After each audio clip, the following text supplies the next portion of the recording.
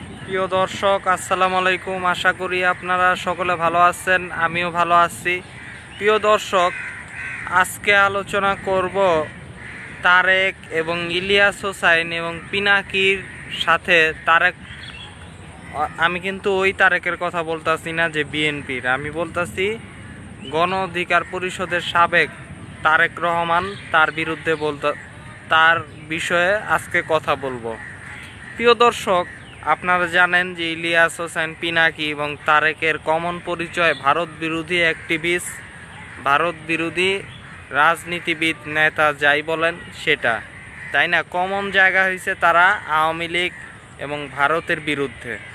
কিন্তু হঠাৎ করেই তারেকের সাথে ইলিয়াস এবং পিনাকির সমস্যা, বিশেষ করে গণ অধিকার পরিষদ এবং তারেক রহমানকে নিয়ে কথা বলার পর, এবং এই সমস্যাটা অনেক আগে থেকেই তৈরি হয়েছে। আমি যতটুকু মনে করি যে এর আগেও তারেক রহমান পিনাকি এবং ইলিয়াসের বিভিন্ন বিষয় নিয়ে কথা বলছে। প্রথমত পিনাকির বিরুদ্ধে, পরবর্তীতে ইলিয়াস হোসাইনের বিরুদ্ধে।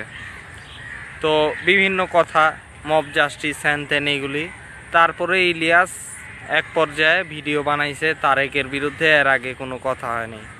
এবং মূলত ভিপি নূরও আবার এদিকে কটূক্তি করছে ইলিয়াস হোসেন পিনাকিকে নিয়ে। তো এইগুলি তো পরবর্তীতে ভিপি নূরের সাথেই মূলত বেশি ইলিয়াস হোসেন তারেক রহমানকে নিয়ে বেশি কথা বলেনি, কিন্তু তারেক পরবর্তীতে ইলিয়াস এবং পিনাকিকে নিয়ে অনেক কথা বলছে। তো এইগুলির আসলে ব্যাপারটা, আমার যেটা কথা, যে নিজেদের ভিতরে এরকম সংঘর্ষ না করাটাই উত্তম। ইলিয়াস এবং পিনাকির অনেক কথার আমিও সমালোচনা করব। তারেকের অনেক কথাই যৌক্তিক, কিন্তু এটাও তো বাস্তব যে ভাই, আপনি ইদানিং বিএনপির পক্ষে অনেক কথা, জামাতি ইসলামীর পক্ষে অনেক কথা, এবং জামাতি ইসলামীর বিরুদ্ধে, জামাতি ইসলামী মুক্তিযুদ্ধ নিয়ে উল্লাস করছে। আপনি একটা কথা বলছেন, এটা সেন্সিটিভ, এটা আমার গায়ে লেগে গেছে। কেন লাগছে জানেন? কারণ আপনি বললেন যে মুক্তিযুদ্ধ নিয়ে।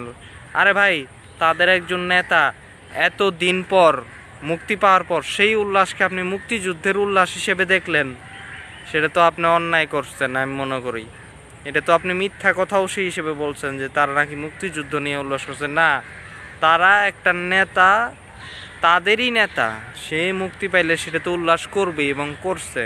তো সেটা নিয়ে আমি মুক্তিযুদ্ধের বিষয়ে গেলেন কেন? এবং ইদানিং বিএনপির বিষয়ে আপনার কোনো কথা নাই, বিএনপি বড় দল, হ্যান ত্যান। আরে ভাই, আওয়ামী লীগও তো বড় দল ছিল। বড় দল হলেই কি বিএনপির আমরা প্রশ্ন করব না? বড় দল দেখেই তো প্রশ্নের মুখে।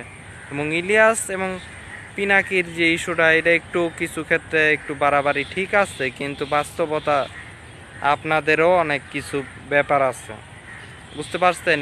অর্থাৎ নিজেদের ভিতরে ভেজালটা একটু বেশি হয়ে যেতেছে। যেখানে ভাড়া করা ইউটিউবার তো বিএনপির পক্ষেও আছে, তারা তো বিএনপির দোষ ধরে না।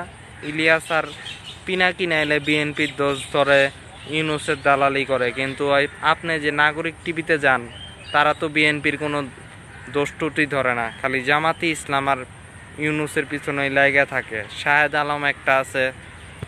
তো এইগুলি ভাই আছে ব্যাপার স্যাপার। এই জন্য আমি বলি যে এই ঝামেলাটা করা উচিত না, নিজেদের ভিতরে মনোমালিন্য থাকা উচিত না।